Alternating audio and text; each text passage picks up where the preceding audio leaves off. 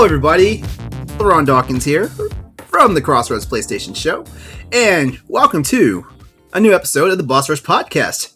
Hey there, how's it going? What's up? At That Retro Crowd's with me today. How you doing, Ed? I am doing good. I've been reading Rainbowing these monsters and Monster Hunter, and I just enjoy this game. Having fun. Senpai's impressed. How's it? Dude, I've been flying around with my insect glaive. Well, I actually put on my Twitter page today. I'm like reading Rainbowing foes, because it's just like when you think of the theme song, uh, just being flying anywhere. I'm like, with your insect glaive, you pretty much fly anywhere. And then I actually was talking to another person who's a hunter who loves the insect glaive, and it was just like, if you think about the theme song Reading Rainbow, you could be anything, you could go anywhere. Like, if you work at it, you could be all of this stuff. So I've been Uh, enjoying. uh, all right. So how's the week been going for you so far?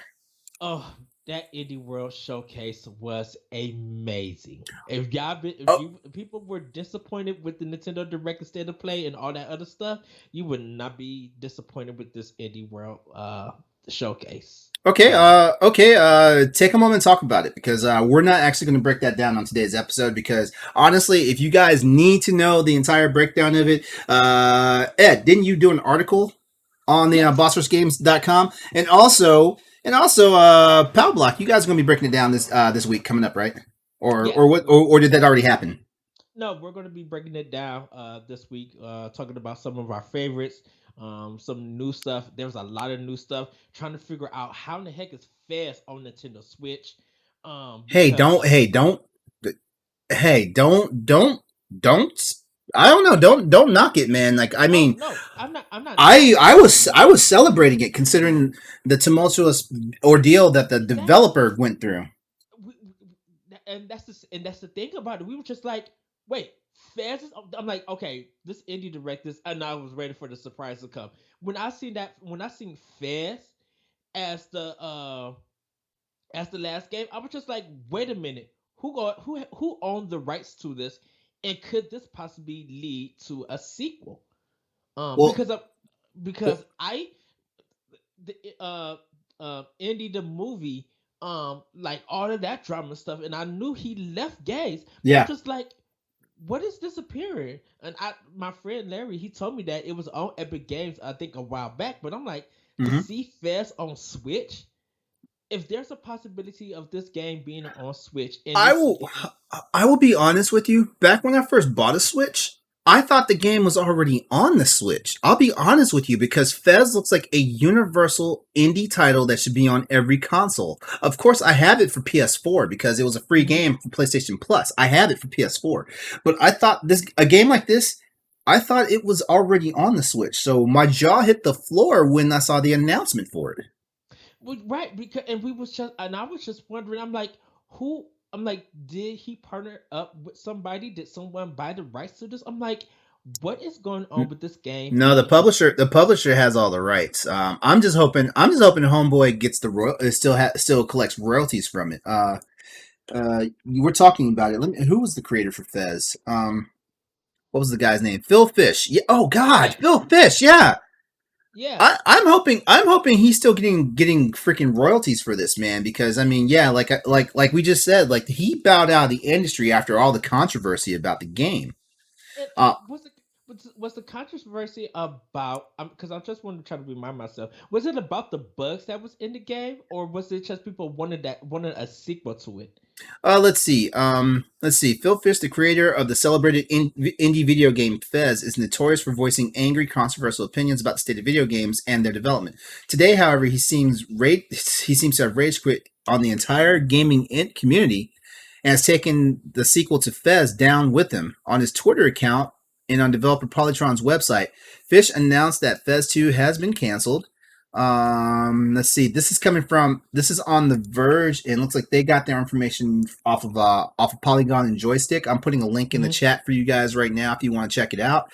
Um, Polygon and Joystick both independently confirmed that with Fish, that is not a joke. The game is no more. Developer Polytron also confirmed the cancellation in a tweet to his followers, writing, "We apologize for your disappointment.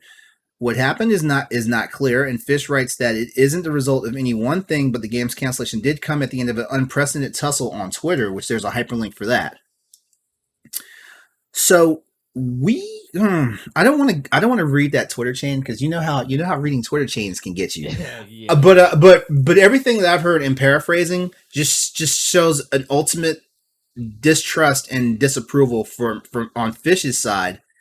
I mean, from Fish to the companies that he was collaborating with to get his games off the ground. That that's about the best I can paraphrase it without actually like going into real deep details of the show, because I mean we need to start the show. Yeah. Yeah. So go ahead, LeRon. All right, this is the Boss Rush podcast, the flagship show of the Boss Rush Network, where each and every week we are live on Twitch to come together with our friends from around the internet to talk about the games and everything we love about them. Currently, if you are listening or watching to the Boss Rush podcast, it is being presented to you from twitch.tv/Exodus803.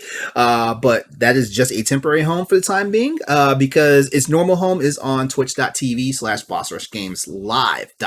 So just remember that. Just park that. You can follow us on Twitter at the Boss Rush Network. I'm sorry, I said there's no the in there. Just at Twitter at Boss Rush Network. Email the show at bossrushnetwork@gmail.com and join the Boss Rush Network Discord. Remember, you can listen to the show on Apple Podcasts, Spotify, and other podcast apps every Monday. Remember to leave us a nice review and a 5-star rating, and you can catch everything from the Boss Rush Network at bossrushgames.com. So, Ed, how's your week been? It's Saturday. How's your week been?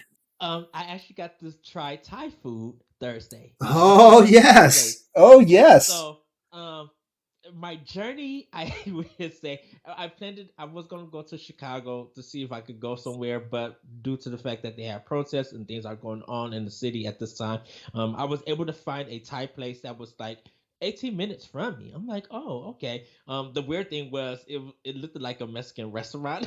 I was just like, wait, this is not right. Is it But is this Thai, or is this what, Timex? What is it? I don't know. But I ordered some pot stickers. I had chicken and beef pad thai. And I had chicken with extra beef fried rice. Um, I love the fried rice.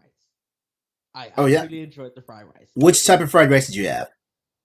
Um, it just said chicken and beef fried rice. Okay. That's all Okay. it said. Okay. All right. Um, uh, Yeah, they basically have Thai fried rice is essentially like just like everybody else's fried rice, but there's their own flavor to it. Did it have any heat to it? um, it not really. Okay. Okay. Sometimes It, they do, sometimes they don't. I think you have you to ask for it. You know what? Probably so, because it tasted a little bit like Mexican rice without the kick to it, Hmm. and it wasn't brown or anything. It had that orange kind of look to it, but it was really good because it was really good. I had no problems with it. Um, excuse me. For the pad thai though, I wasn't into it. I wasn't feeling it, and Okay. it's Now because the pad thai. food. Okay, so pad thai is entry level Thai food. Like, as a matter of fact, most people will always automatically recommend, if you do not know anything about Thai food, do the pad thai as your first round. Okay, so tell me tell me why you weren't feeling it. I wasn't feeling it because of the noodles, for some Okay, reason. okay. Um, and I think Is it the I cook of the noodles, or you just didn't like that type of noodle? Because I'm not I mistaken, I it's like the flat, almost egg noodles, yeah, except they're long except they're the long ones. they weren't long. They were all cut short. How short? So they was like maybe Because typically, good okay. pad, So typically most pad thais, like the noodles are the same length as like a regular, spaghetti noodle. It's the okay, same length. so it wasn't a spaghetti noodle. That was the thing about it. So when in my everybody just follow me on this. Going back to my sunrise. When you get that little bug and it gives you like 3+ extra energy or Yeah. uh that shape. It's that kind of diagonal diamond shape. Uh huh. That's the size of. That's how the noodles was looking. Um, and Mm. so it was just like I was expecting like lo mein spaghetti or some kind of noodle with that because it sounded like that's what it was fitting when I was thinking of noodle. Uh, This looked like some. I'm like this looked like some Italian food thrown in some wrong sauce, and I was uh, just like, uh, and it was because of it was I think it was because of the way that it looked. I'm like, it's good, it's mhm, fine, I have no problem with it, but I mhm. think I was so blown away, definitely with their pot stickers. I have that sweet and sour ginger sauce that they serve at this place. I'm like, oh, I don't need to just order the fried rice and the pot stickers, because this is bomb. That I've never tried any kind of sauce like that, and it was Oh bombastic. yeah, the sauces that they have for their pot stickers and their appetizers are amazing. Oh, I, my pot stickers was gone, but within 3 minutes, and I was just like, I should have ordered another one. Well, I mean, pot stickers don't last a chance with me either. So I don't fault you on that. Okay, so for me, pad thai is okay, but my thing is like I'm kind of weird about peanuts in my food. They didn't have no peanuts. It didn't have no peanuts. Okay, okay, traditional pad thai is supposed to have crushed peanuts in it. Now, I'm not saying it's supposed to be like just like swimming in crushed peanuts, but it's supposed to have a decent like like smattering of peanuts in it and stuff like that. Okay, Mm. so I feel like you didn't get the full Thai experience, but hey, you did get an experience, and I can't fault you for that. So maybe the next time you get Thai from another place, like it's just gonna blow your mind. Yeah, I think I found like there's two other places in that same city. Mm-hmm. It may be like a little Good. further stuff.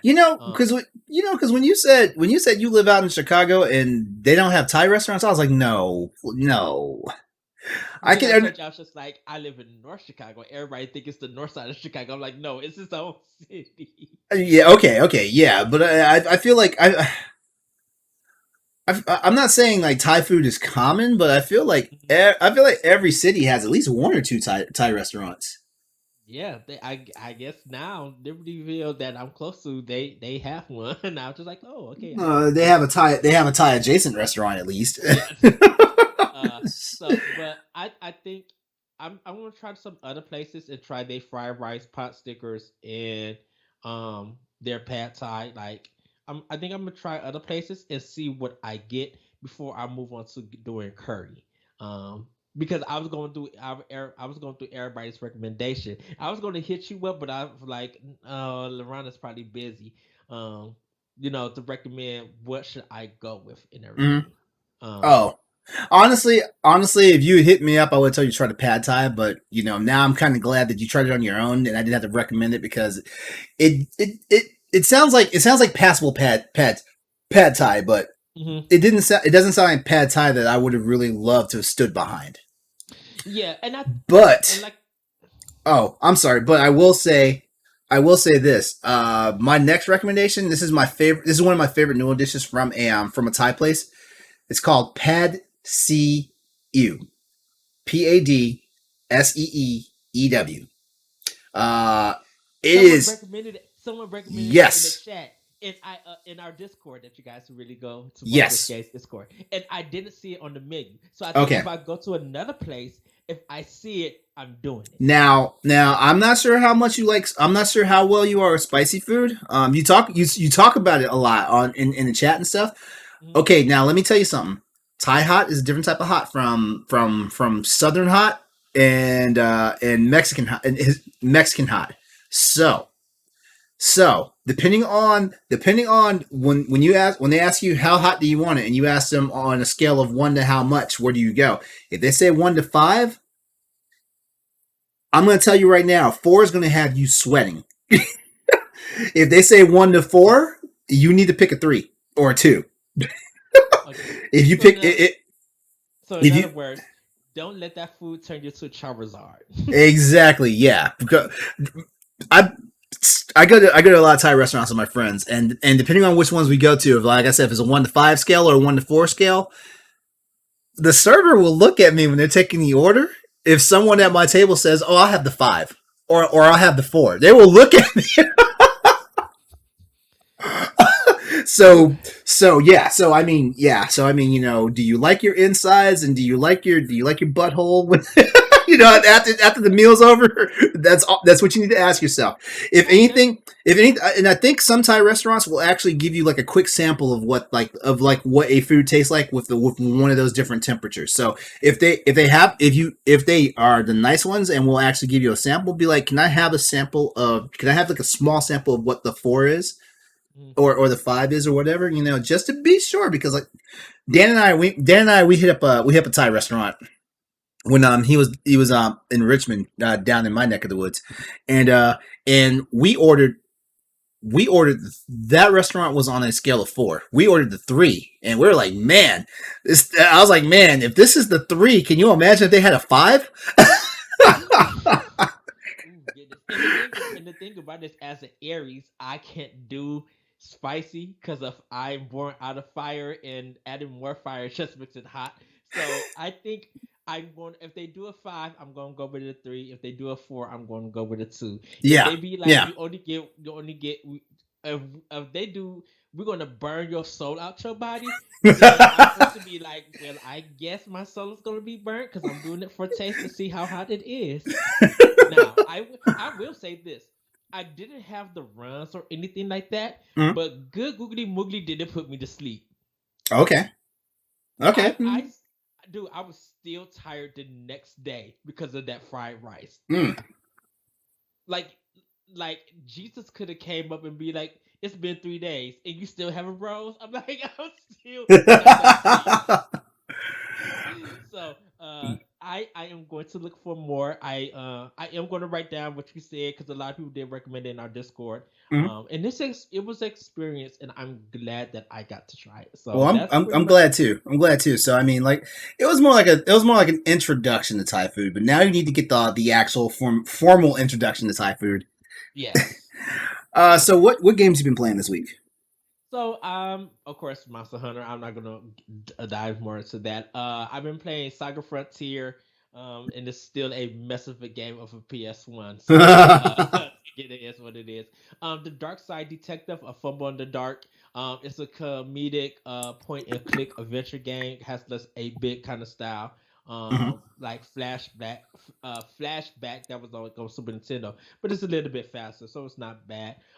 This game called Tohu Luna Nights. It's a Metroidvania game that was in early access on PC. It's kind of anime-ish with another still like 16-bit sprite, but it's kind of cool. Um, I did Aerial Knights Never Yield, the demo. Okay. Okay, great game. This demo has already sold me that I need to buy it. The soundtrack to this is going to be fire. The soundtrack alone may take my nomination for Game of the Year music in a game for this year. And I really hope that you try it because this hip hop jazz beat sound that was kind of in the trailer is also in this demo. It's a take on the runner games.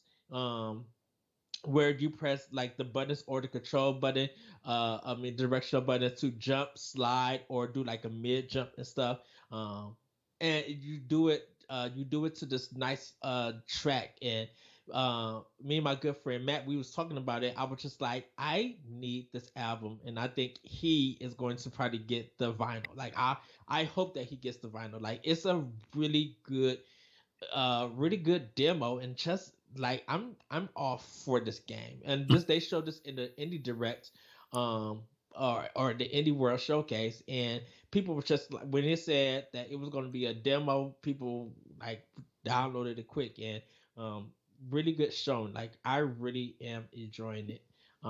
With that, played a little game called Lost Words Beyond the Page. I'm having a problem with it, and I think the game is bugged because my character is moving on its own. Like I don't have drift in my pro controller. I don't I was just about to ask you. Yeah, I don't have drift in my pro controller. I don't have drift on. I mean, I'm not using my Joy Cons, even though they're attached. Everything is controlling through my pro controller, and so sometimes it auto runs by itself, and I don't know what it is. The last two games, God Strike, which is a boss rush bullet hell shooter. that I just started. Got to do a little bit more. And last but not least, I started my run of Metroid on the Nintendo online because I've never got to beat the original Metroid on Oh, NES. really? Yes, Oh, so really? I am doing a run on it. I Okay. ain't playing it. I'm doing the original one on it, and I'm excited to play that game all the way and hopefully get my 4 Yoshi coins and stuff. Metroid is still. Wait, you got you're gonna award yourself Yoshi coins off of the NES title? It's part of the backwards challenge. Yeah, all first party. Okay, okay. You Okay. I'm just saying, man. I what? mean, All first, yeah, all first party games are 4 Yoshi coins. okay, okay. What? No, nothing. Come on, LeRon, explain. Give it to me. Explain. Come on, dude. This is a 35-year-old game. Right, right. Maybe I didn't read the rules of the what's it called, the backlog game challenge. Maybe I didn't Yeah, read the rules correctly or whatnot. yeah. The only thing that I you thought it was don't get. game. I thought it was games in your Only existing library that you. No, anything that is a backlog to you, anything that you haven't beaten or played is up for Ah, it's okay. up for play. You Oh just God. cannot just don't get anything that was released in 2021. That's a brand new game. So if Tekken 8 was released this year and you beat it all the way, you don't get no coins. But if Tekken 8 was released last year and anything before Hmm. 2021, Okay. any game that you beat, you get some form of coins. Just Okay. arcade games and collection games, you just don't get. If you do collections, you got to be all that's on that collection. Oh wait. So you wait. So like for example, like let's say just for purposes, right? Mhm. If the Metroid Prime trilogy came out, was already out, do you get Yes, credit for each individual game, or do you only get credit for the entire trilogy once you've beaten all three games from the trilogy? you have to beat all 3 games on the trilogy. Oh, see, this is why I'm not playing this game. But if you had the GameCube version and you played Metroid Prime and you beat it, you get your 4 Yoshi coins. Nobody has the GameCube version. Well, okay, let me stop that. That's arrogant presumption. I still have a bunch of my GameCube discs. I just don't have a way of playing them. So like, would I get credit if I get the Metroid Prime trilogy and then I beat Prime? If See. you have to be if you get the see that's the thing about collections because they hold so many games and stuff, it would be unfair to award you 12 coins by playing a trilogy compared to because if you played the trilogy and I did the whole Mega Man collection, I have more coins than you. People might think that's unfair. Well, hold So on. I'm trying to You've make already hold on. You've already beaten a lot of those Mega Man games. I've never beaten any of the Metroid Prime games, but I own Metroid Prime One. I know that. I'll find my game. I know where it's in one of the boxes. I'll find my game. I don't have the original case for it anymore, but I still have the disc. right. So, let's not do this. We'll talk after. Anything else? Anything else you playing? Anything else you Oh playing? no, that's pretty much it. Okay. Like my updates and stuff are done for my Xbox, so I'm going to be hopping on there a little bit later tonight and probably play some um cyber not cyber shadow Because you already beat that cyberpunk. one, right? Yeah, Okay. All right. Well, I mean, anyone that knows me knows there's only one game I'm playing right now. That's Monster Hunter Rise. I mean, I I'm thought not it was gonna. Rich Racer. Huh? Ridge I thought Racer? it was, yeah. I mean, I did get my Kaz Hirai on, Ridge Racer 4. Oh yeah. but yeah, I'm like I've just been like knee deep in Monster Hunter Rise. Like anyone that knows me knows that when a new Monster Hunter game comes out, basically there are no other video games out. So I mean, it's gonna take a while for me to just jump, just like cold turkey quit or dead stop quit the Monster Hunter or the current Monster Hunter game until I know for sure like content is really slowing down on it.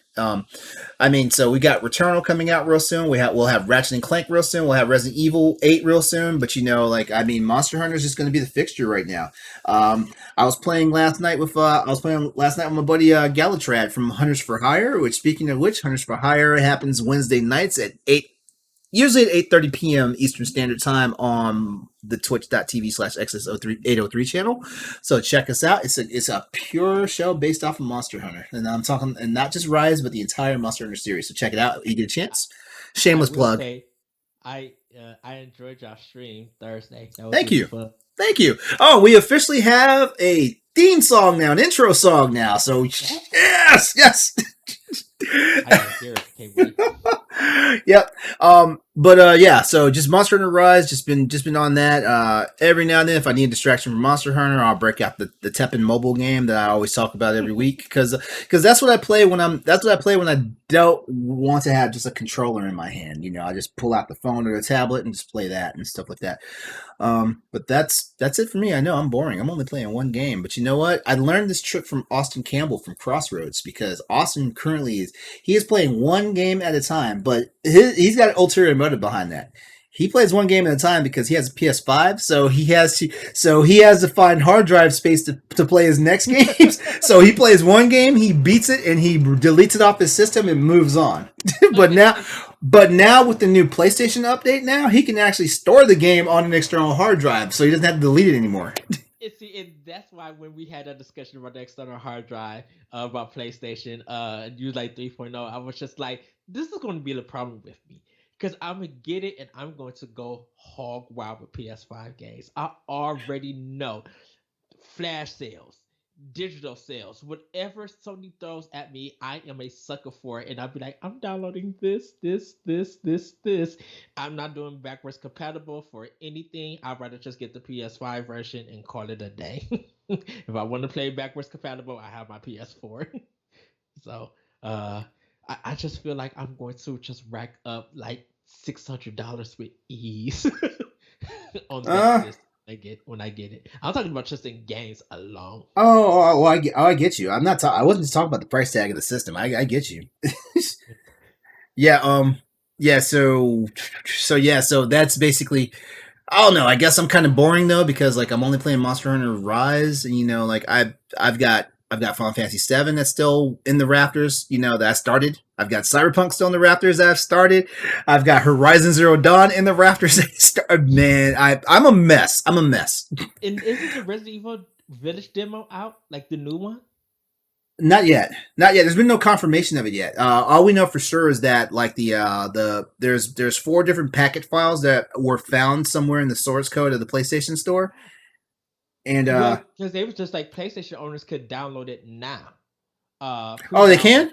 Oh, but is it live? Is it live is the question because like there's a lot of times they'll put games out there that you can pre-download even if they're demos, and it won't necessarily mean that you can actually start the game like the timer hasn't started.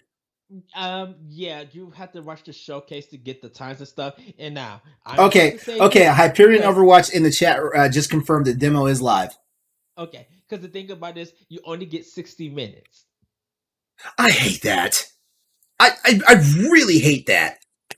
Look, I was at home when I was watching it. I was just like, "Oh, LeRon is not going to like this." Right?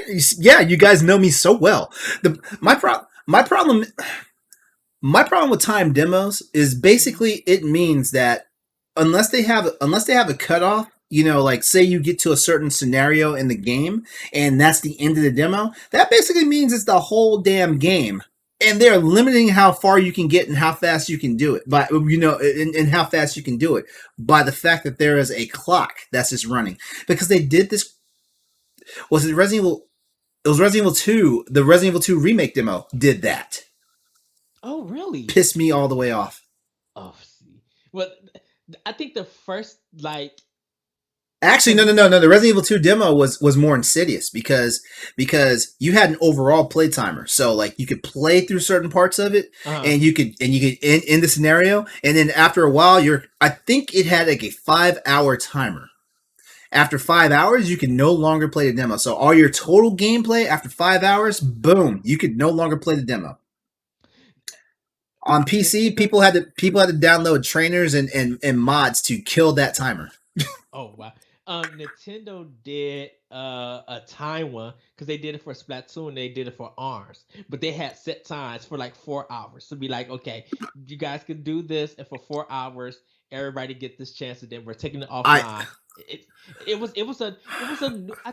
we may have a discussion on demos on how it changed because like with demos earlier in the day, like the I, first demo I can actually think about was Mario Brothers 3 I can on answer you. I can answer this question for you. I can answer. I can answer how, why, and when demos changed. And this would be really quickly. That the how and the why demos change is because we now have people who can successfully data mine the game. hmm The when that changed, PS3 era, PS3 and Xbox 360 era. That's when it changed. because of the digital format. Yep. Because we had so Mario Brothers 3, then we went to demo disc because of PlayStation 1. Um and then like you said, 360 PS3, we had those kind of demos and stuff. With Wii U, like even Bayonetta 2 had like 30 count play times that you could do. And I it can't cut off. stand that either. But it Mm. but it was something Nintendo new because Nintendo gets on my nerves with that. That Monster Hunter which demo, the two Monster Hunter demos was oh, I now love the I demos, but it was garbage. now I will say this. That was the first time Nintendo has ever done something. The Monster Hunter Wait, wait, ones wait, were wait, wait. great. The Monster Hunter ones was the first. Wait, are you talking about Bayonetta? Was the first time Nintendo done that? Bayonetta, yeah, Bayonetta was the first because No, Nintendo never. hold Oh no, on. oh no, because Nintendo never did demos for a game, and that was with. And don't forget, this is with Okay, PlayStation. okay, Nintendo okay. never. Nintendo never did demos, and if they did demos, it was on handheld or 3DS, and you got to get a little chunk of the game, and that was it. Oh, So okay. when You know what? I will afford that. I will afford them that because everyone knows I'm pretty critical about Nintendo and their practices sometimes. So I'll afford them that. I won't. I won't give them. I'll only give them like an inch though. I'm not going to give them the whole mile. yeah, that's completely fine. We'll take it. Because that Bayonetta 2 demo, because of so many delays and stuff, everybody wanted to play that game. That the first time they got through that whole one, because I still have it on my Wii U.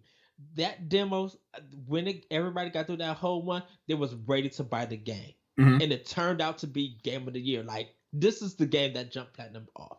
mhm. So now we got time demos and stuff like that, and yeah, the evolution for demos, it's been a wild ride and stuff. Yeah, So yeah. All right. So you ready to get into these topics, man? yes, let's get into these hot topics. Okay. All right. Well, first up on the docket. I know it sounds like we're in court right now. First up on the docket today, we're going to talk about Square Enix and these claims of someone trying to buy them out. Yes, yes, we are.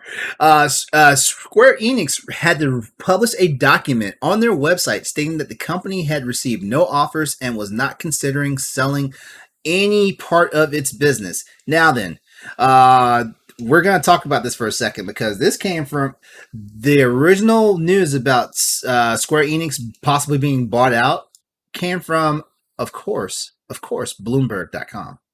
But Bloomberg Japan. Yeah, yeah, yeah. I would say that I wasn't gonna name names. I wasn't gonna name Oh, names. I wasn't gonna name a specific individual at Bloomberg. I was that not. person, that Randy Pitchford Jr. We're not talking about him. Randy Pitchford Jr. We're gonna call him RPJ. For code name, everybody, we're gonna call him RPJ, and we're gonna leave it at RPJ. that. I like it. I like it. The Crossroads. Crossroads. We're gonna adapt that. Take it. It's all yours. Okay, so I'm looking at the actual. It is literally it's only 3 lines, and this is an official statement from Square Enix Holdings Company Limited, and it states today's media coverage. Bloomberg has reported today that there is interest from several buyers to acquire Square Enix. However, this report is not based on any announcement by Square Enix Holding Company Limited. We do not consider selling off the company or any part of its businesses. nor have we received any offer from any third party to acquire the company or any part of its businesses.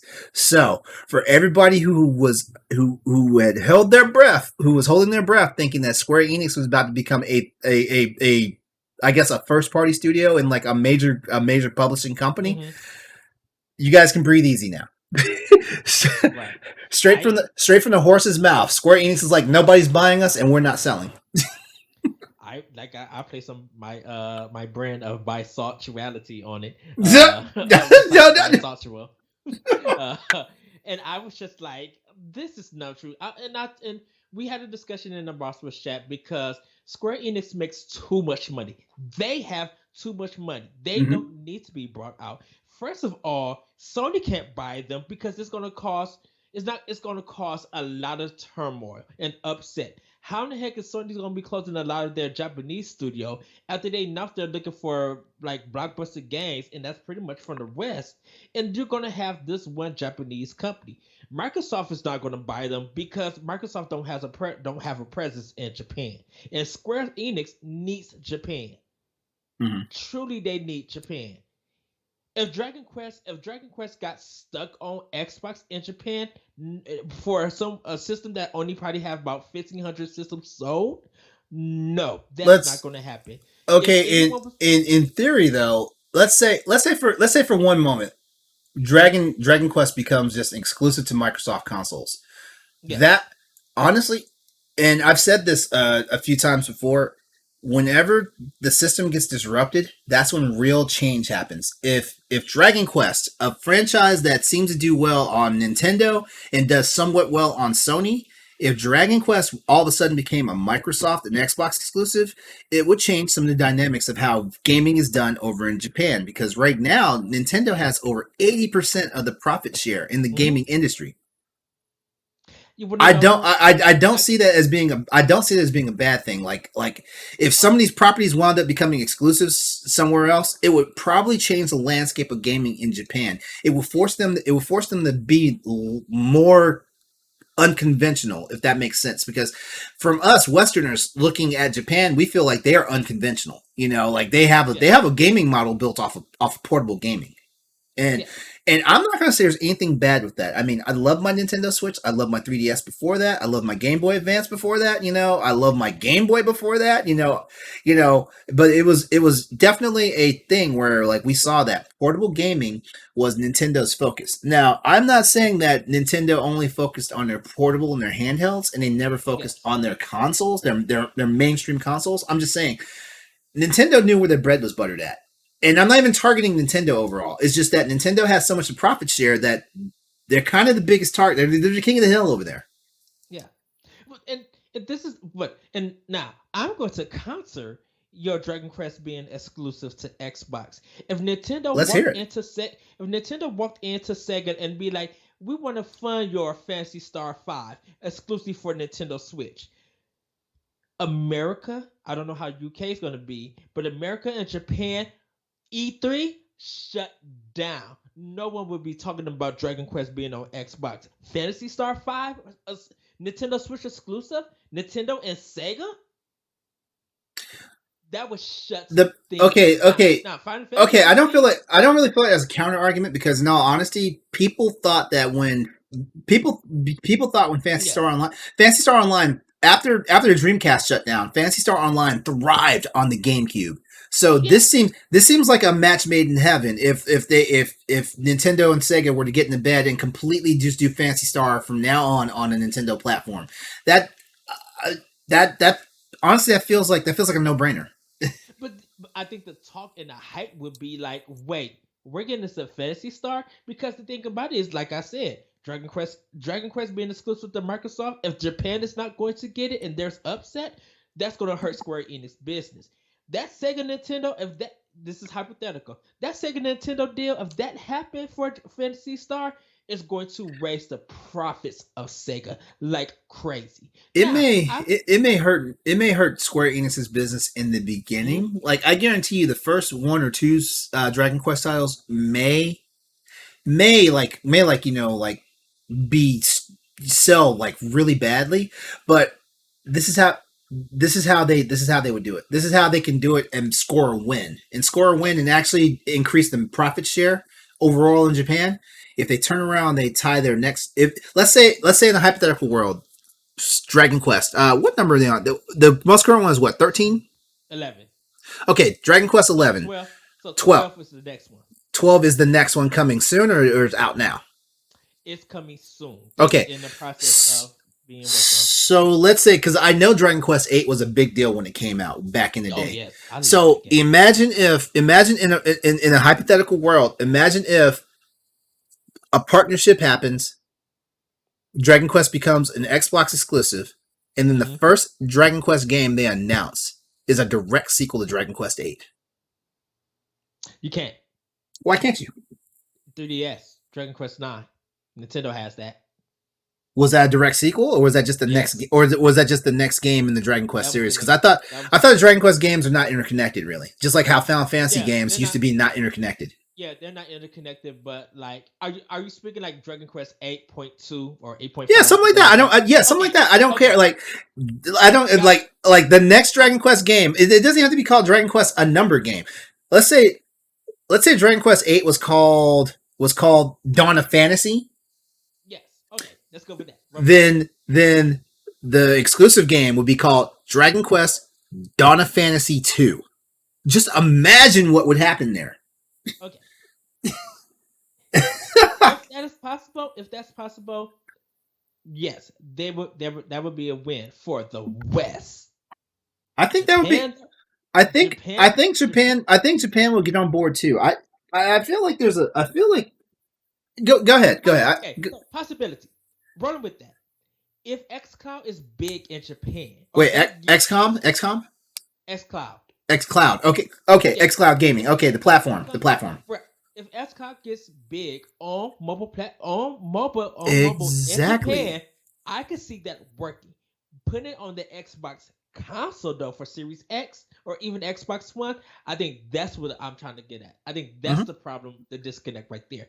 XCloud though, I could see that happening big in Japan with Square Enix. Mm-hmm. Okay. I mean, I see the argument. Trust me, I see the argument. Or this, let's not say argument because we don't want people to think we're bickering. I see the discussion. Now, I can say this. If we go back to the original thing of, let's say Square Enix was up for sale. I already said Sony couldn't buy them. I already said Microsoft couldn't buy them. If they had to partner with anybody, I think Bandai Namco would buy them because Bandai Namco is in trouble though. Bandai Namco is in trouble right now though. How? Are you serious? Yeah, they're not performing the stuff. As a matter of fact, they're not performing up to snuff right now. Well, I got to look into it. So don't take too much what I'm saying. But Bandai Namco was in trouble a couple of years ago, and right now, the only thing that's kind of keeping them afloat for the most part is Tekken, and that's kind of a stretch, honestly, because I mean, and also Dragon Ball FighterZ. Because Soul Calibur is not doing well enough. They've already canceled. They haven't canceled plans, but they pretty much ended plans for any more seasonal update content for Soul Calibur, and Dragon Ball FighterZ still seems to be getting updates and stuff like that for the moment. And Tekken may or may not get one more because I think the company's ready to start developing for Tekken 8. And I know Tale of Arise, people are waiting for that. I know. Yeah. Bandai Namco has to be making some money from Nintendo with Smash. Oh, they are making money, but right now, like, let's just put it this way: if it's kind of like how the GameStop EB Games merger happened. Ooh. EB Games stepped up to GameStop to acquire them, and something didn't look right in their financials. So all of a sudden, GameStop says, "How about this? We want to do a merger. How about we get the majority share?" That would kind of be this. That would kind of be the same thing that would happen with Bandai and Square Enix. Like it would wind up. It wouldn't work 100% in their favor. Bandai Namco would not become the parent company, if that makes sense. Okay. Yeah.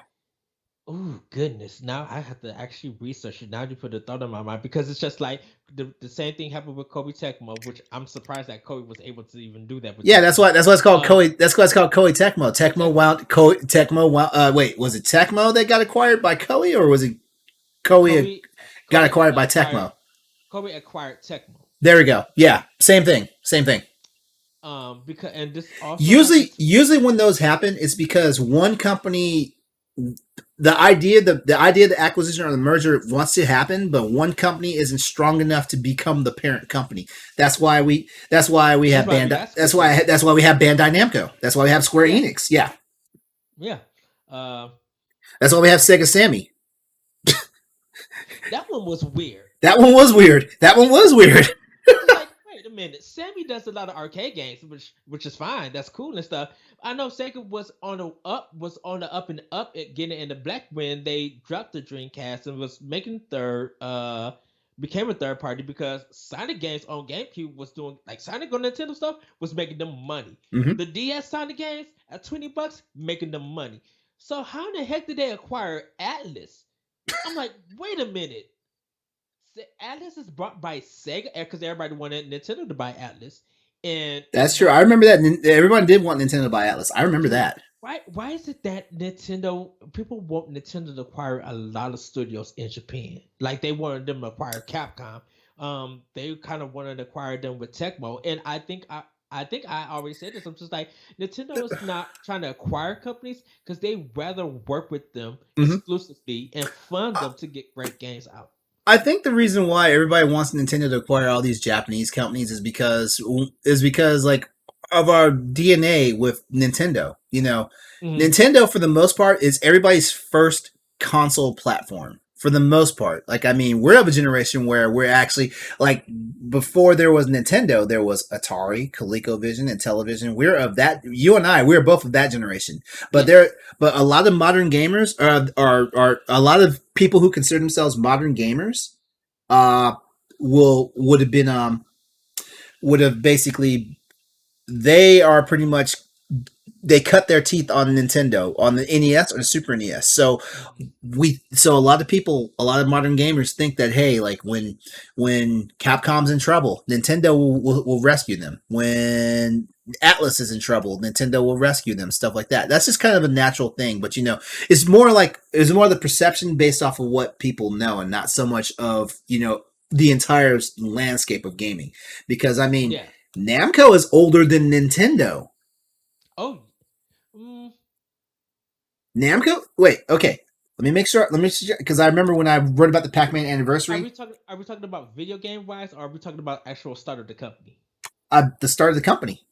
Okay, Nintendo beats it out How? How long? By how many years? Because I could have 100 sworn. years. Because No, yeah, no, Nintendo was 1892 or Nint- 1898. no. Yeah. I mean, I really shouldn't argue with the. I shouldn't argue with the czar Pal block here.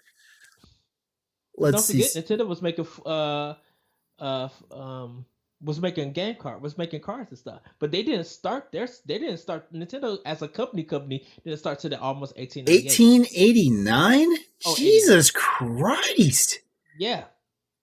Yeah, like they for sure beat Namco. Namco is 1955. I'm not trying to be the master because I'm like I Oh, know oh, they oh, oh, shut up. You know what? Let's just move on to the next topic. Oh, actually, hold on. Let's wrap this topic up real fast. So, basically, like we said earlier, if you guys were worried that Square Enix was getting bought out by somebody, don't fret because Square Enix said they're not going anywhere. Besides, Square Enix has a lot of lucrative deals going on. They've got stuff going on with Nintendo right now. They've got stuff going on with Sony right now. I'm pretty sure they may have some stuff going on with Microsoft right now.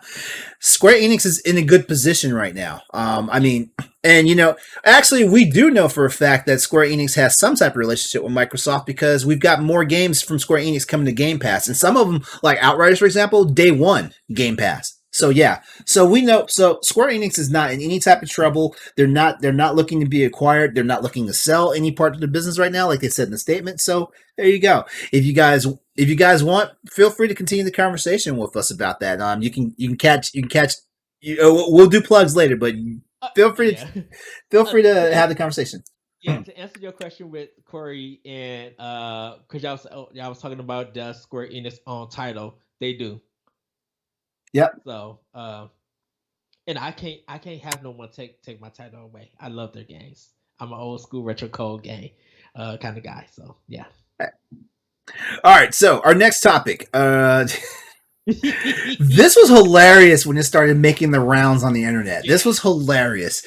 All right, MLB The Show 21. The intro for the game reminds Xbox players that this is a PlayStation game.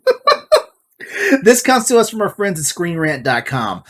Early access Xbox players. You know what? I was actually a little. I was fuming at this because everyone's talking about MLB The Show, like they're playing it right now, and I was like, oh cool, I have Game Pass. Let's put up Game Pass. They have apparently console players have early access. Yeah. So, early access Xbox players have already gotten their hands on MLB The Show 21, and they say PlayStation indeed makes it known that MLB The Show 21 was a game developed by PlayStation Studios across all platforms, being the first ever Sony Interactive Entertainment developed game to come to an Xbox console. There were many questions leading up to launch about whether or not the PlayStation Studios logo would appear on the Xbox version, and the answer is a resounding yes. Oh my Ed, goodness. let's. I feel like this is going to be a quick one. Let's talk about this. Okay, so of course it's gonna have PlayStation's logo on it. MLB the league don't have a gaming division. They don't have developers. So Mm-hmm. who do you think they're gonna do? That's like MLB going to Nintendo and be like, hey, King Griffey Jr. was a successful game on y'all system. We need you to put it on Xbox and Sony. We need you guys to make it. They're not gonna go to Japan and have Nintendo do that. Nintendo's gonna look at them crazy, be like, we don't even do this no more. Like we sold our shares of the Seattle company. So this is not surprising. Of course, Sony's gonna have their logo on it. They're the ones who developed the game. They're the Mm-hmm. ones who's putting it on Xbox due to MLB in the contract or whatever business deal that they make. So like no one, Microsoft don't even have a sports department besides Forza. Like so, why is everybody shocked about this? Like I can tell you why. I can tell you why. This is remnants of the console wars. This is really what this is. They think just because like this game that's been universally a Sony game is now showing up on other platforms. They think that, don't get me wrong, if you want to use the mentality of console wars, this is a win. This is a win for you guys. You actually have an opportunity to play a game that was gated off to you guys. Like the only way you could actually play the game beforehand was to play it on a console that you would have to buy. So yeah, so take that as the win. But let's be honest with you, until the fact that uh, uh, that studio goes independent, is no longer owned by Nintendo. I mean, by Nintendo, by Sony. Sony. Like you just gotta face the reality. Like it's the luck of the draw that San Diego studio, which is owned by Sony, it's a luck of the draw that you're actually getting the capability to play it not just on a one competing platform, but all competing platforms. It's going to be on Stadia. It's going to be on Nintendo Switch real soon. Next year. Yeah, so take the win and stop being salty about the fact that you see the PlayStation logos, because guess what? Like Geek Bro 27 says in the chat right now, Microsoft logo is on the Switch games like Ori. Yeah. Yeah, it was on Cuphead and everything, and Exactly. everybody Yeah, like on the PlayStation, on the PS4 version of Cuphead, you see the Microsoft logo. right, and it's just like it's no big deal. Yeah, Nintendo hasn't put their stuff out on anybody else's platforms, but hopefully they'll be open in the future to do that. Um, just Nintendo. seeing a Hold on, logo. hold on, hold on. When I play like the mobile games, like the Fire Emblem game on the phone, when I play the Mario games on the phone and stuff like that, I see the Nintendo logo, and guess what? Nintendo only has a license to publish games on Android and iOS. Right. Seeing Miyamoto walk on the stage at the Apple thing, at the Apple conference, we was like, That was whoa, wild. That was that's wild. craziness. And so it's not just seeing another company, first party, I should say, seeing another first party logo on another system. It's nothing, not saying it's nothing new, but it's nothing like too exciting or anything. Definitely when you've been calling for universal game for all the systems. Right? Right? Oh, okay. Here's the bigger picture here that I don't think anyone's seeing. This opens the door for cross-platform play. Yes. This opens the door. Everyone has been crying for like the past 5 years or so. Why can't we play our games with our Xbox friends? Why can't we play our friends with our Nintendo friends? Why can't we play more games with PC? Stuff like that. This opens the door. This opens the door. When I feel like I don't want to say MLB The Show is an experiment, but I feel like this is one of the experiments that we need to happen Yes. to get gaming into a more diverse and interconnected ecosystem. If you have if this game is a success and cross-platform becomes a reality to where like, hey, I can play I'm on my Xbox Series S and I'm playing MLB The Show with my buddy who has a PS5. No problems, This means that games like Street Fighter will open up crossplay. The more and more games like freaking Street Fighter will open to cross platform. Monster Hunter will be cross platform. Like, yes. It, Look, and even Nintendo, out of everybody, Nintendo encouraged crossplay mm-hmm. with other Yeah, stuff. I'm like, yeah. wait, this is a system that's been like exclusive that didn't really, for some people, they didn't really want to work nobody. But that whole dynamic changed where they're just like, yeah, you want to play this game with your PC family, go right ahead. Mm-hmm. You want to play Mm-hmm. with Xbox, go right ahead. And it's like, it's supposed. This is exciting. Yeah, it is. It is, but I feel like for the most part, people are closed minded, and our very own Jesse Douglas, he's in the chat right now. He says that he doesn't think that anyone is mad. That it's just weird as being brought up because it's unusual. It's unusual, yes, but at the same time, I don't see it being that unusual because, like, okay, because for example, let's take this outside of video games, for example. Okay, Mm-hmm. the Spider-Man movies, the current Spider-Man movies are being produced on the Marvel platform, on the Marvel Studios platform. But guess what? You also see the Sony Studios logo. Yes. So I don't understand. I don't understand the disconnect here. Look, if Marvel and DC could come together to do a war with their comics together, a six-page issue back in the day, Yeah. this is nothing new. This is stuff that y'all been dreaming about. So y'all get in y'all dreams and y'all just trying to act all surprised. Just like gaming is changing right now nowadays. So enjoy the fact you're gonna get on the 23rd. You're gonna play this game on your Xbox. You're gonna connect with your friends on PlayStation. Someone's gonna win. Someone's gonna lose. You're a Cubs fan or whatever baseball team is. Y'all gonna have fun and y'all gonna call it a day. There it is. I told you this was going to be a short topic. All right. So moving on. Our final news topic today is about Epic Games and its CEO.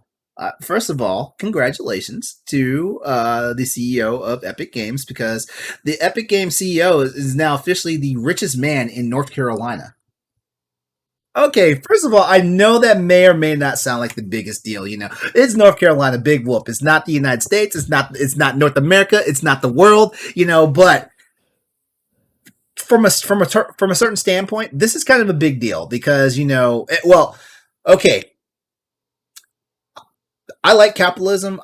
I believe in capitalism, but capitalism is not my thing, so I'm not trying to make it political and stuff like that. But this Mm-hmm. is kind of a big deal because as I said earlier about disruptions, like we need the system to be disrupted. We can't always have the same individual being the richest person in this or the whatever this. We need disruption. This stuff like this breeds competition and it breeds innovation.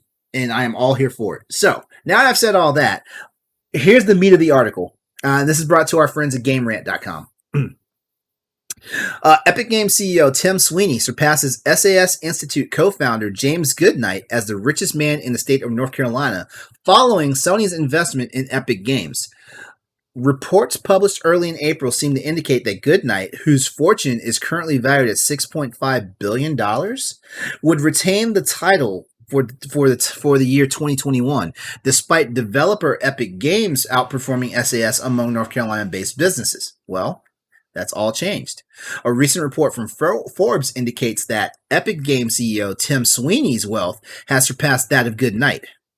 A major investment in Epic Games by Sony caused Sweeney's assets to skyrocket to approximately $7.4 billion over the course of just a few weeks. Now, we're going to be talking about this more in depth on Crossroads this coming Mm-hmm. Tuesday. But basically, here's what it is. Epic Games is one of the fastest growing companies in recent years, having launched its own PC gaming platform and a new Unreal Engine after the massive success of Fortnite. The Sony Group Corporation has just invested $200 million of the overall $1 billion that was raised in Epic Games' most recent round of investments. Okay, so just to put this in perspective, Sony's $200 million boosted Epic Games' stock portfolio.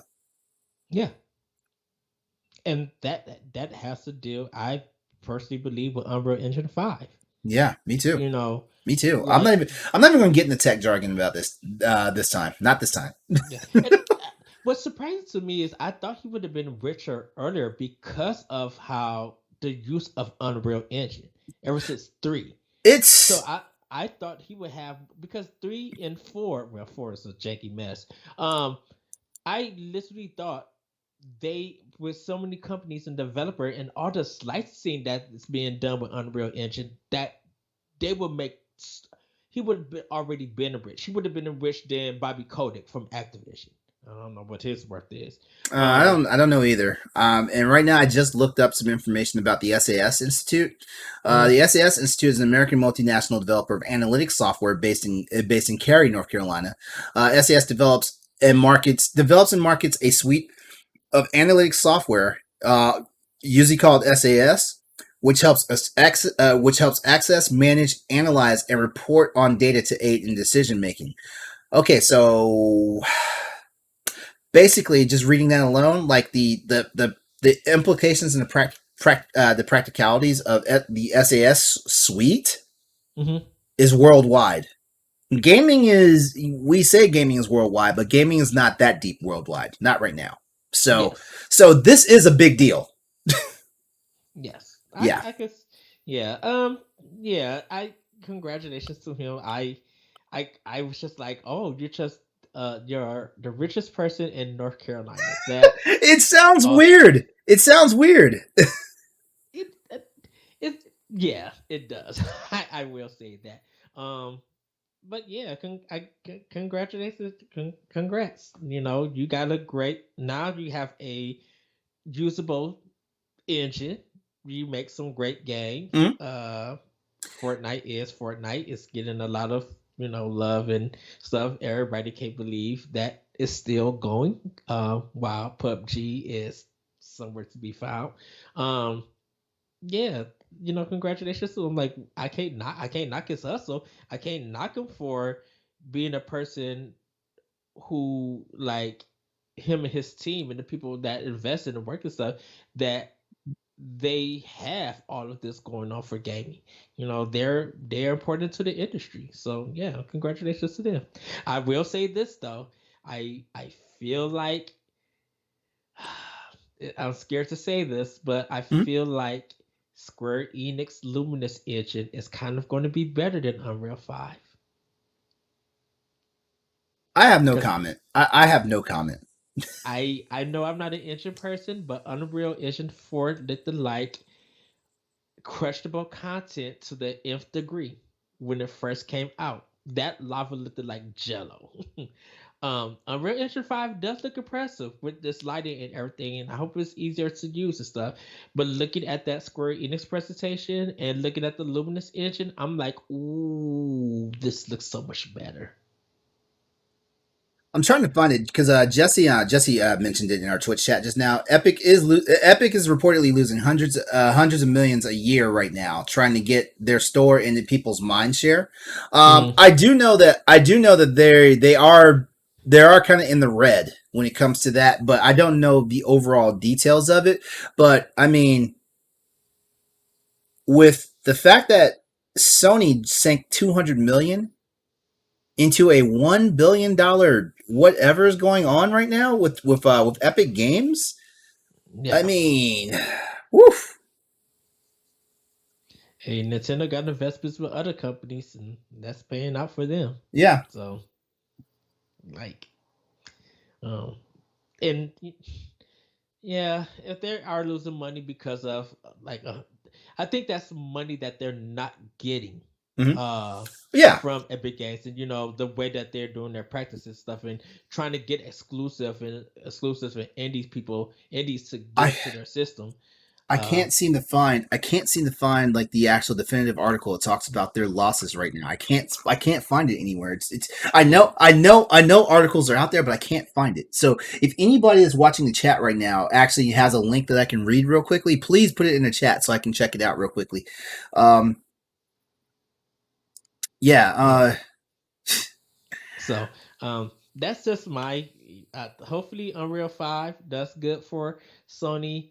Um, I kind of feel I kind of worry about that in a sense, because I'm like, Guerrilla Games got a great engine. Why can't you guys save money and use their engine around the company?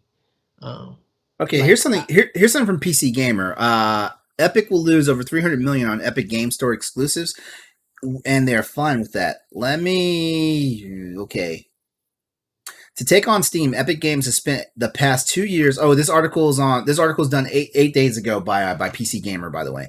okay, To take on Steam, Epic Games has spent the past 2 years shoveling Fortnite money into the Epic Game Store, making over 100,000 exclusive. Oh, I'm sorry, 100 exclusivity deals. I don't know where I got 100,000 from, and giving away free games every week. We knew Epic was spending a lot of cash to get customers onto its store, but didn't have many specifics until now. Thanks to Epic's big legal fight with Apple, we learned this week that Epic committed around $444 million to the EGS, Epic Game Store, exclusivity deals in 2020 alone.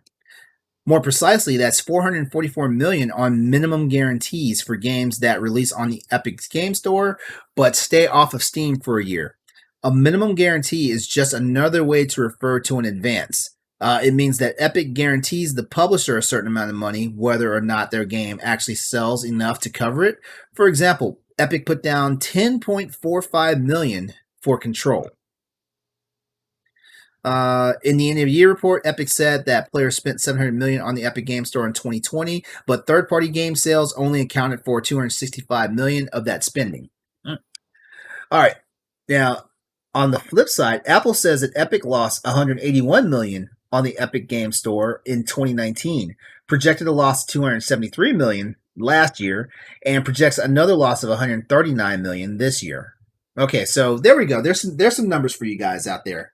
Um, I'll be honest with you. Like math used to be my thing, but now I'm like super rusty in math and stuff like that. So I hmm know all I can say for sure is that I can agree that they are losing money, but we don't know what's lucrative. And you know what?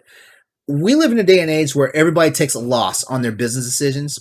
I mean, look at the new consoles are out and they're taking a loss. Is Nintendo actually making all their is the Switch pure profit for them yet? I don't think it yes, is. It's pure profit now. yep. It's been pure profit ever since it came out. No way. Yeah. Every time Nintendo releases a system, they have always been pure profit. Even Wait. Wii U, That can't be right because yep, like it's not pure profit right now for them it is with their pure. cartridge sales. It is pure profit off of their console sales. Every time Nintendo has put out a console sale or even handheld, it has been pure profit Okay. because of because their tech, because the tech that they use, yes, it's lower power tech, but Oh, it's you know what? still Oh, I power. keep forgetting about that. Yeah. Yeah, it is pure So profit. I keep forgetting about and that. right, and so that's why Microsoft and Sony, when it like, yeah, we sold all of this stuff. I'm like, you guys are still at a loss. It takes them 3 to 4 plus years to make that money back to be even, because that's what happened with PS3, and that's what happened to 360. That they were losing, even though they had this big tech and stuff, they were losing still on the sales with their consoles. They so big, but they didn't catch up to Nintendo to almost 3 or 4 years in their whole life cycle of each console. Mhm. Even when PS3 Slim was out, Sony was still struggling. They struggled with PS4 and Xbox One for a Mhm. bit. Mhm. And Nintendo, every time Nintendo had out a console, they had made money on their consoles because the tech was low. Okay. So Okay, I mean, I'm not going to argue with you on that. I feel like I feel like I, f- Go ahead, say it. I feel like the fact that, well, I also know it's the Nintendo effect. I feel like the fact that, because I did the research, apparently the reason why games are as expensive as they are on the Switch, and they price drop, is because Nintendo is still like working on the patents for the cartridge technology, and that's why like it's like a cold day in hell when like first party titles particularly go Mm-hmm. on sale. But I've noticed that a lot of third party titles are still stuck somewhere above 30 or $40, and it's kind of weird. And that's what made me do the research. And it was like, oh, like something's going on with the cartridge patent, for the games themselves. That's why I was thinking that Nintendo might still be taking a loss. But if it's pure profit right now for the console, I mean, hey, I'm not gonna argue. Yeah, I think that, and that's why when people talk about Nintendo not selling like a game, that's why, and we'll be talking a little bit about this on Power Block in 2 weeks about pricing and stuff. You kind of see why um when reports of a game sell so well on the Nintendo console over everything else, is because they're recouping a lot of that profit that they lost Mm-hmm. and everything. When limited run stuff put a game out for PS4 and Switch is the first one to sell out before PS4 with copies of games. Well, I know why. I know why. It's if you look at what limited run games does, like it Hmm. all fits more of a portable handheld model. I mean, limited run games, honestly, like the games they pick up are games that everybody's just like, man, I wish I could really play this on the go. I mean, and I'm not saying that to target it, but Hmm. let's look at some of the limited run games titles, for example. Um, limited run Streets of games. Rage, Streets of Rage 4, like uh, even though that was on Game Pass, a lot of people bought the Switch version, and everybody was just like, "We know I mean, the Switch version for physical and stuff." I mean, people bought it digitally because of limited run and the production and having problems with it. But it's just like Scott Pilgrim, I think Scott Yep. Pilgrim was limited run. Yeah, You know, Scott Pilgrim's limited run. Yeah, it is. yeah, a lot of people every time they do a limited run version of a Switch game, unless they got extra copies, that Switch version will go out quickly. And I think it's because of the popularity of indies, of an indie title finally getting their physical version, and people still have that mentality to. And I keep saying this, that if you don't buy that game on a Nintendo platform when it releases, you are going to regret it because you're not going to be able to find it in years, and anyone who else is selling it is going to jack up the price. You mean like limited run games does, for example? Because like I had to slow my roll on Scott Pilgrim. Yeah. I had to slow my roll on that because I was like, hold on, like I'm being stupid right now. Like I can spend $15 for this game, or I have to wait until it hits shelves unless I pre-ordered it off of limited run games and get what was it, 40, $50? Yeah, I think 40. Yeah. Okay, yeah, yeah. Us gamers are weird.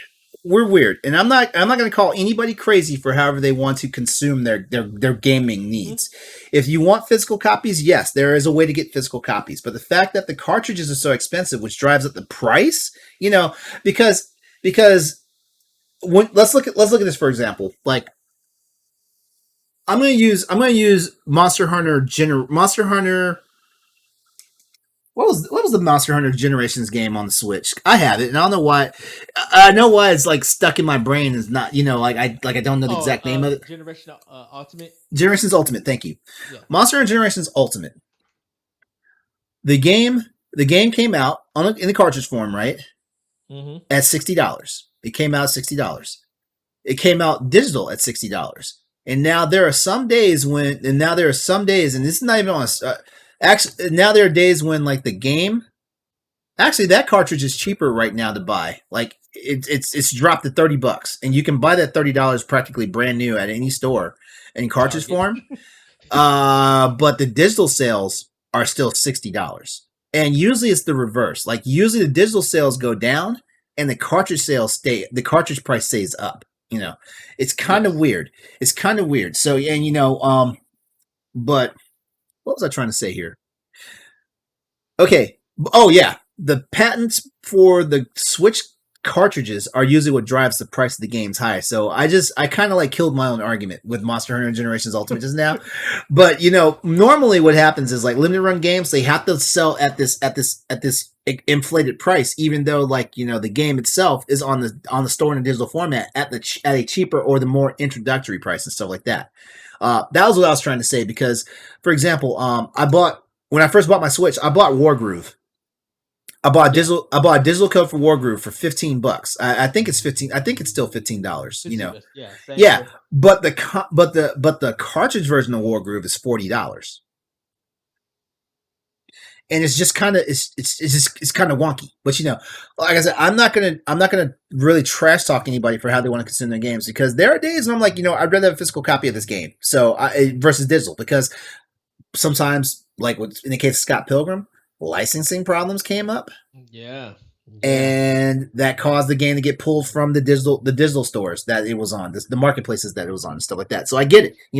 There's still a part of me that I may just wind up buying Scott Pilgrim physical, so I can finally like keep this copy of this game for forever until like my Switch dies or something. I'm literally waiting for my copy to come in. I brought this game. Now I need my copy. And that's kind of going to be the thing with Streets of Rage. Like this Ninja Turtle game that's coming out, Shredder's Revenge. Oh, what's they if that MU says that this is also getting a physical version, I don't know who's going to release it. It could be super rare games. It could be limited run games. If this thing gets a physical announcement for Nintendo, it's going to be bunkers on Mm-hmm. how people acquired this. Now, if they could put it in Best Buy, I'm pre-ordering. I'll go to the store and buy it. But people are going to buy that game if it gets physical copies for a Nintendo platform. Uh, and I think that's why I think digital, like I said, we're gonna talk about this on Power Block and stuff. I think that's why digital means so much to Sony and to Microsoft. Why they are still at $60 to $70 is that they gotta recoup that cost. Definitely when there's delays, the marketing for the games that they gotta do, the promotion for it and Wait, stuff wait, like that. hang on. Wait, say that again because I think I missed something in translation. Say it again. Oh, for the digital versions Yeah. being imported to Microsoft and Sony, um, was saying that they got to recoup the cost, the marketing for these games, sometimes the promotion and stuff. Like if they do like promotional deals, with like trinkets and things like Mhm. that, like a collectors and stuff, they might be spending more money, so they got to try to recover all of that. So digital is very important to Sony and Microsoft. Nintendo, yeah, it is important also for them with their games, but like people know that if there is a physical version, people are quick to go get the physical version for Nintendo than physical versions of Microsoft and Sony. Mhm. And that's why even if MLB being on Game Pass is a thing, then people should MLB may be only 6 months on Game Pass. We don't know what that is. Um, Sony's still going to make that money because people are going to buy it digitally and physically. Like if there's a special deal, it's probably going to sell more digitally because people love to play the baseball game, love to play MLB The Show on PlayStation, and it has done well in sales on digitally than it does in stores. I'm still confused on why that game don't get the marketing that it deserves. It deserves. And me and Austin actually was talking about this.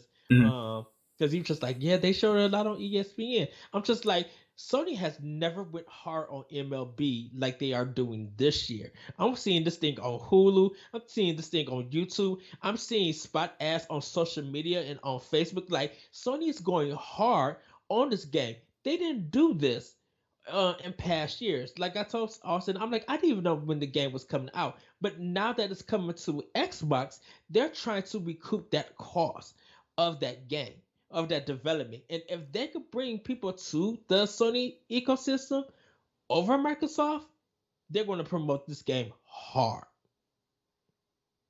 Yep. Microsoft is not promoting this game. Microsoft didn't give MLB no money to promote this stuff.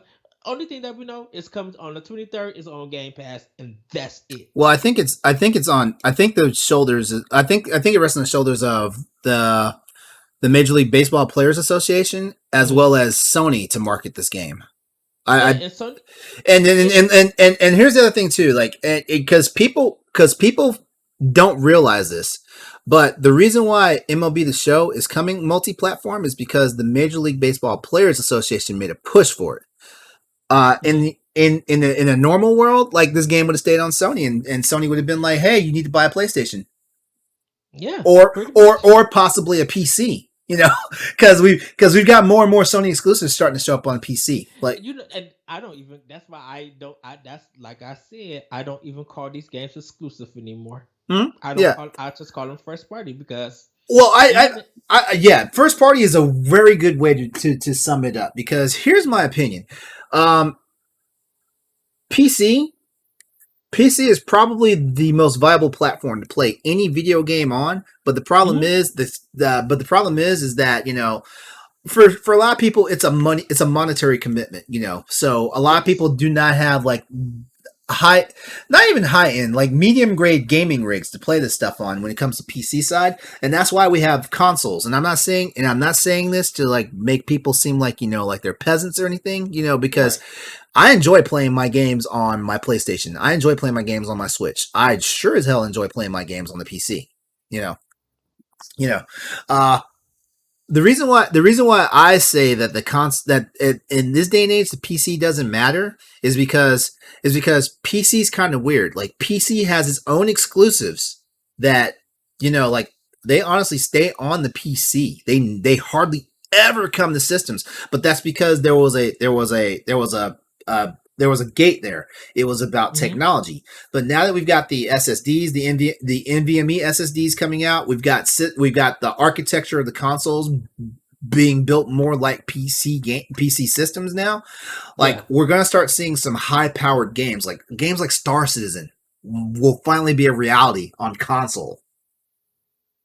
Yeah, but that depends if they stop taking everybody money and actually make a game. Wait, what? I said that's if they stop taking everybody's money and actually make a game. I get what you're saying. Okay, but yeah, but I just feel like PC is the radical element here because Mhm. all the games come to console, and then the PC gets the ports. It's not always the other way around. Like Cyberpunk 2077, for example, based off of the crazy history that's been going on with Cyberpunk. Looks like Cyberpunk was supposed to be a PC release, and then they decided to port it to other consoles. And look at the mess we have right now. I can I say this about so anyone on YouTube, there's a little thing called What Happened, and it's a breakdown of all the turmoil and like why games come out bad and stuff like that. They did I think he got a 30-minute or 40-minute video on Cyberpunk, and Oh, I need to see this. I need to see it this. is worth the watch. Oh, his last one was on Beyond Good and Evil, and it's good. Beyond It Good and is, Evil, that's yeah. a sore subject for a lot of gamers right now. Yeah, but and there's just a lot of stuff that I did not know. I'm like, oh wow! Like he goes through a history of it and stuff. And he of course he got a Patreon and stuff. I gotta look it up, who it is. But it's called What Happened, WHA. And then happened. And like go check it out. He got history on some movies because he did even one on the Dragon Ball movie. Mm. Uh, that happened and stuff. But for video games, he does a good job. And Cyberpunk is, and I was just watching of this news thing about Cyberpunk that CD Projekt Red is committed to it, so the game could sell for years. And I'm just like, Well, hold on. God, everyone that's watching episodes of Crossroads, it always seems like I'm a cyberpunk cheerleader or a CD Project Red cheerleader. But I mean, CD Project Red doesn't release games every like 2 years. They're not Ubisoft where you see an Assassin's Creed every freaking year. They don't do that. I So didn't see that game on sale like 3 weeks in yeah, advance. like 3 weeks. Yeah, like it was ridiculous how fast Valhalla went, and Valhalla didn't just go on sale; it went over half off. Yes. Because Valhalla is a $70 game, and I kid you not, like I walked into Target and saw it on shelves in December for $30. What was even weird about this is sometimes Valhalla was on the buy two get one free sale at Target, Mm-hmm. and then sometimes it was just on its own sale. So Oh. Okay. So what happened is the YouTube channel is Matt Muscles. So do go check that out. But yeah, like can you? even Would you be able to throw it in the stream Immortals. chat? Yeah. Even Immortals, it was just like, Uh what the huh. heck? This game just came out and now it's like $40. Like I got it on cheap for like the day after Christmas. I'm like, what the heck's going on The with game this? was out for effing 2 weeks, and then it was already on sale. Sale. It's bunkers. Uh but yeah, yeah. Yeah. So So I mean, and and here's another one. Mario and Rabbids Kingdom. That game doesn't know what price it wants to be right now. I've gone to eShop. I've gone to eShop 1 week and it's $60. I come back the next week, it's $15, if not lower. It exactly. doesn't know what, and this is an Ubisoft title that's published by Nintendo, and No, Nintendo. no. Nintendo didn't publish this. Oh, so Ubisoft published it. it's pure Ubisoft. It's pure Ubisoft. Uh, Nintendo only gave them the permission to do it. so there we go. There we go.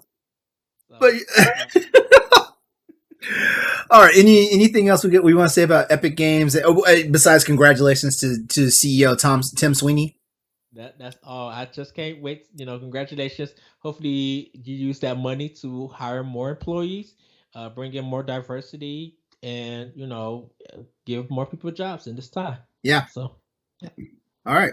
Well, I guess that's our show for the week. Yes. Well, we have had multiple discussions. I will say, all topic stuff. Well, hold on. Oh, We have a little more time. Is there a discussion you want to have right now? Like that wasn't one of our topics. Okay, so we are looking forward to the Mortal Kombat movie that is coming this week. Okay. Um, and we'll probably hopefully talk about Actually, it. I lost track. I lost track of it. I just figured that it was coming out on the 23rd. I was like, oh great. Um, I think my kind of topic is that so I brought the Ask Iwata book. And it's Mhm. a great read. I do recommend anyone who is a gamer who loves books and stuff, or who just want to hear how Iwata did things.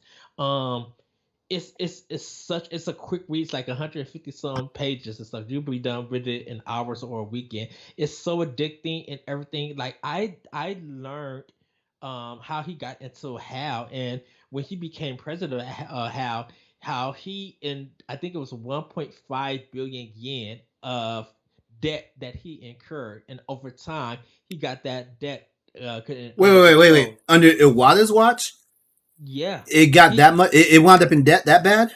it was already in Oh, it debt. was already in debt. Okay, the way you explain it Yeah. sound like he Oh, ran them into he the ground. no, he acquired it when they made him president of HAL Laboratories. And Mhm. so kind of seeing how he became CEO of, or president of Nintendo Japan and stuff, and how he handled everything and turned that company around.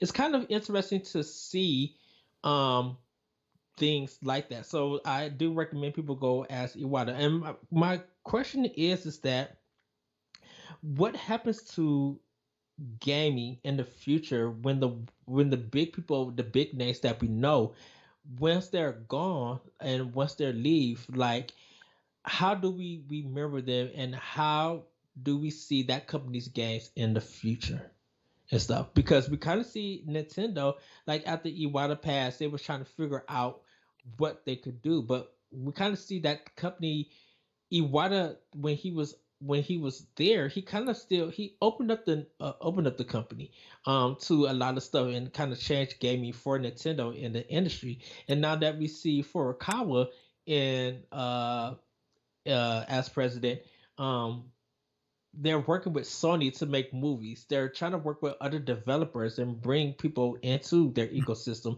while working with others. Yes, I would love to see Metroid on Xbox and stuff. I would love to see a lot of their first party IPs on other consoles and stuff, and we may see that in the future and everything. Nintendo has been a close company, like, but once Miyamoto gone, what happens to Nintendo? Um, we see the changes that's going on with Sony and everything. What's going to happen to them in the future? Like, I kind of want to know what you think about what happens to companies when the guard changes. I should say. Um, well,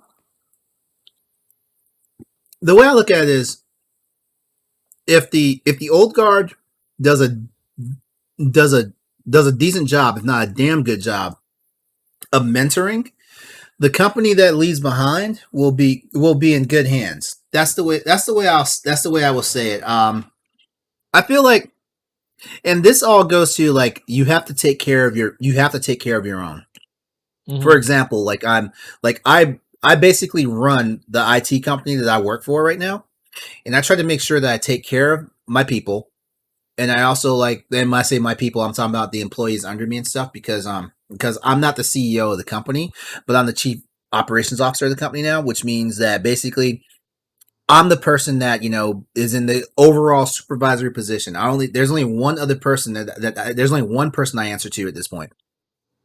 So I have to look at that. I have to set the example.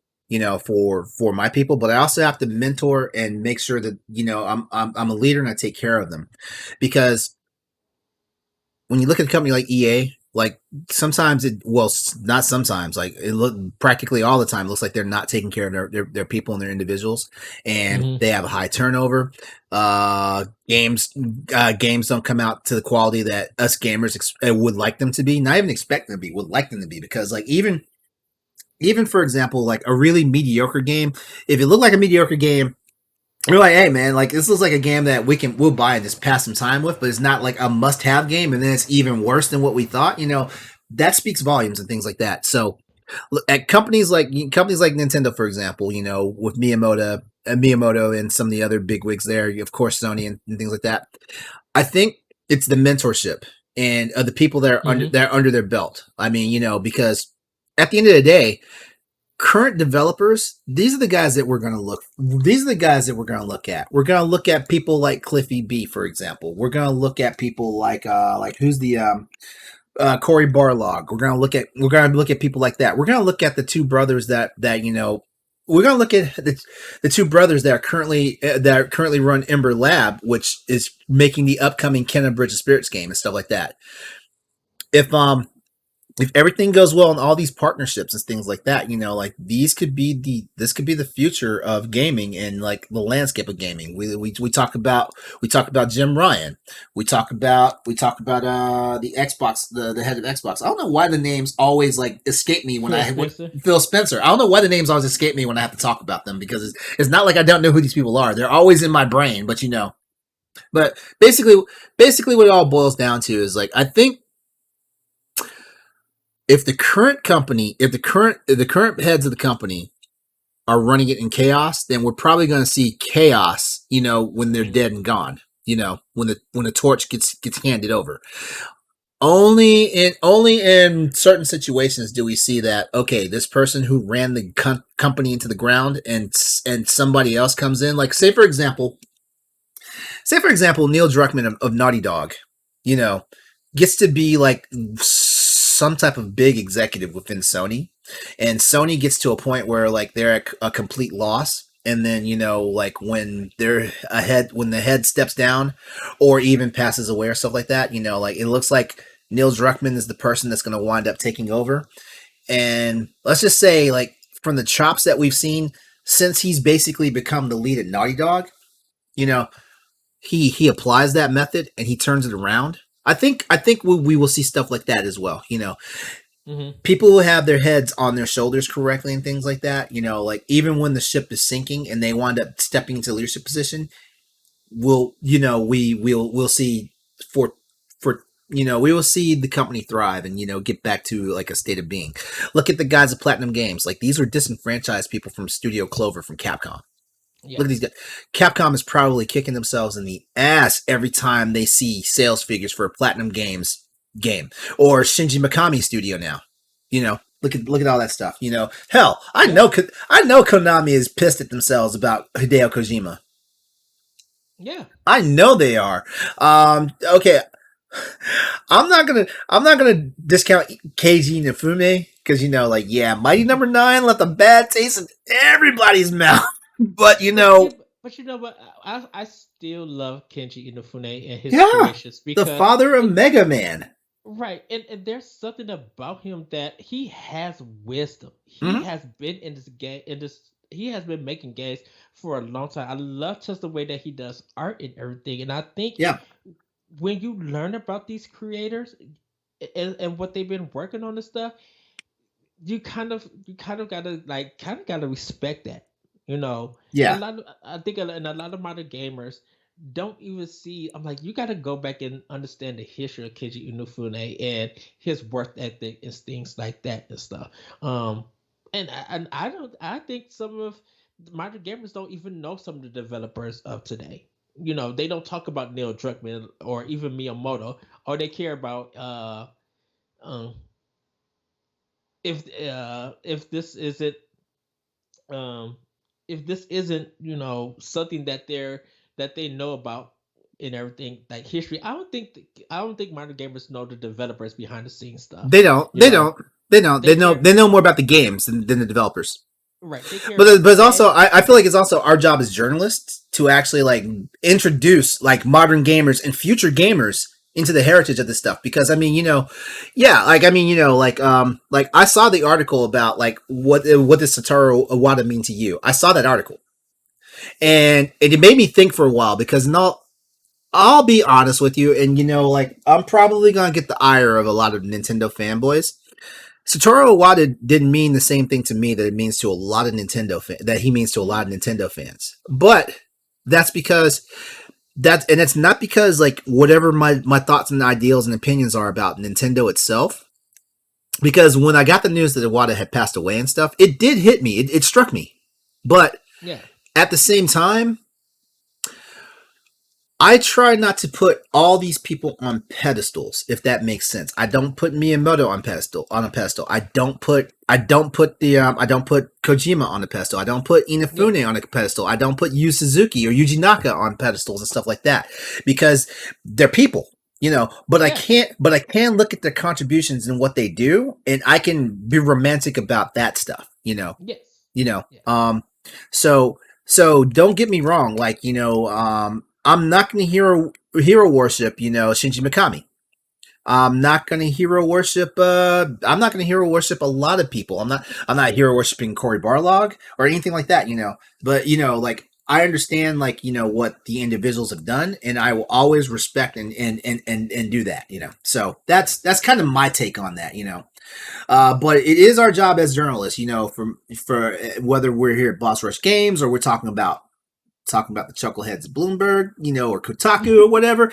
It's our jobs as gaming journalists and content creators because as journalists and content creators, guess what? I've said this before in conversations. We're influencers. If we get up here yes, every week, if we get up here week in and week out, we're streaming on platforms and stuff like that, trying to talk to you about our passions and things that we love, and we're also trying to get you into the whole environment. We are influencers and stuff like that.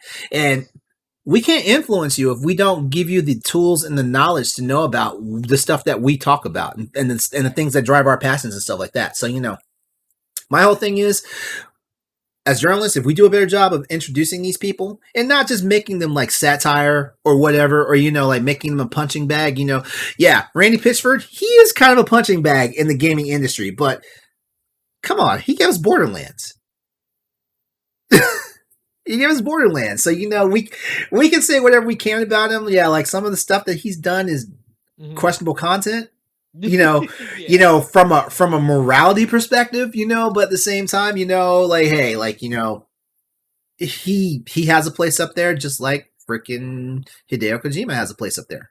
I'm not saying he has the same place, but we got to educate everybody about these people, and we got to bring the good and the bad with them and stuff like that. And I'm not saying Iwata's a bad guy. I'm not even trying to say that, because I haven't read the book, so I don't know. and That's my take on it. yeah, and I think just reading the book and you know posting that article, what Iwata meant to me and everything. It was just like this is. It was mostly about this was the first person, um, like a celebrity, if you want to call it that, that like just affected me because when celebrities and stuff die, sometimes I don't have that kind of connection, but I think it was just seeing him on the directs and just seeing him like when he took that 50% cut from his from him being paid and stuff and everything, his salary, so that he could have companies. I mean, so he could have employees still work at Nintendo. That's hard hitting. That like hit me Yeah. hard because that Well, no, no, shows me that. that lets you know that even though he's an executive, he's still a human being. Yes, and dude, and just reading in the first chapter, it gave more clarity to it because he was just like when he became president, and you guys, like I said, you got to read the book. When he became president, he started having one-on-ones with his employees, Mm-hmm. and it was just like, wow, That's a him taking leader. that cut, That's a right, leader. and that makes it worthwhile. Mm-hmm.